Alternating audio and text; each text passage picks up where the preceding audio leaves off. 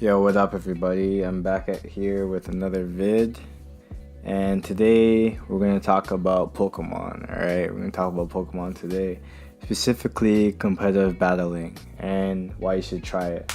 So, how I came across Pokemon competitive battling is that I was playing Pokemon Battle Revolution. And if you guys don't know what that is, it's a game for the Wii, not the Wii U, just the Wii.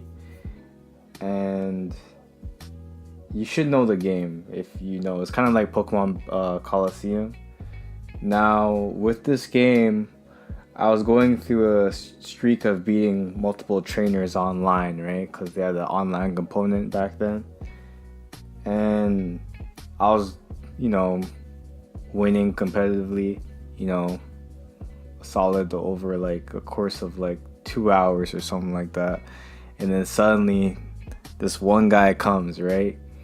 And he sweeps my whole entire team. I forgot which Pokemon he used, but he swept my whole team. And I was wondering if he was hacked or something. And like, cause like he just swept my team so easily, right?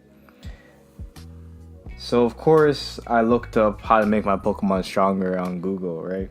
Cause you know I'm a loser like that. You know I admit like I'm a little bit competitive, so you know. And I seen something called EV training. So I thought like EV, like you know the Pokemon EV, but you know it had nothing to do with EV. Although you can use them, but you know the first thing you need to know is EV training. So EV stands for effort value training.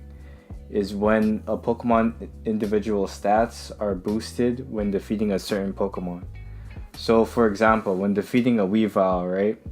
Your speed stat will increase a lot, and you'll eventually see it when you evolve. You'll see like plus 11, for example, as opposed to like if you're just fighting random Pokemon, you'll see like plus 2 or something. But yeah, the EV training is very important. It's how most people kind of build their teams, and a lot of people don't really know about it until they get into competitive battling. So the second thing is IV breeding. I'm not sure what IV stands for, I forgot exactly. But IV breeding is when you breed two Pokemon with strong attack stats, for example, in order to get a Pokemon with an offspring to have a strong attack stat as well. It's kind of like genetics in real life, but yeah, that's basically what it is. So another aspect of breeding is egg moves, which come in handy in battles because you know typically people you have their usual move set with their TMs and HMs, but you know you can hit them with an egg move. You know that's usually useful and very effective. So that's another aspect of breeding.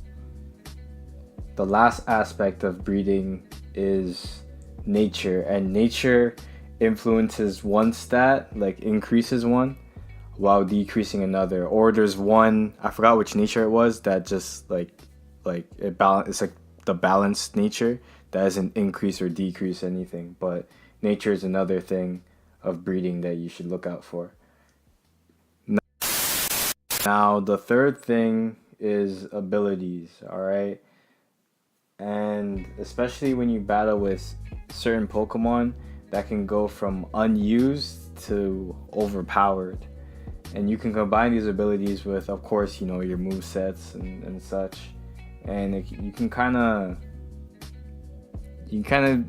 like sweep a whole team like a lot of times. Like you'll be surprised like some Pokemon that you don't think are strong at all, but just because of their ability, they're used online a lot. So that's one thing that you should look out for.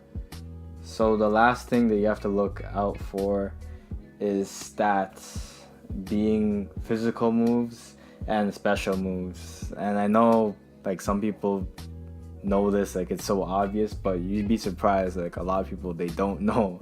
So for each Pokemon you have stats, right? And these stats you have to combine with your movesets, you know, and they're kind of catered to those stats.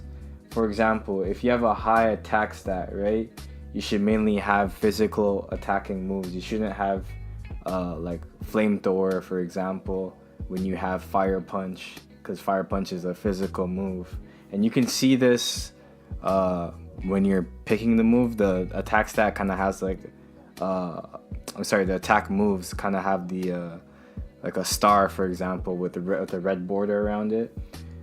But yeah, that's what I gotta say about, you know, Pokemon and competitive battling. And I hope I helped anyone who watched this video today. And this info will actually help me, because when I didn't know anything about competitive battling, I looked it up as well, and it just opened my eyes. But anyways, I'll see you guys next time. Thanks. Deuces.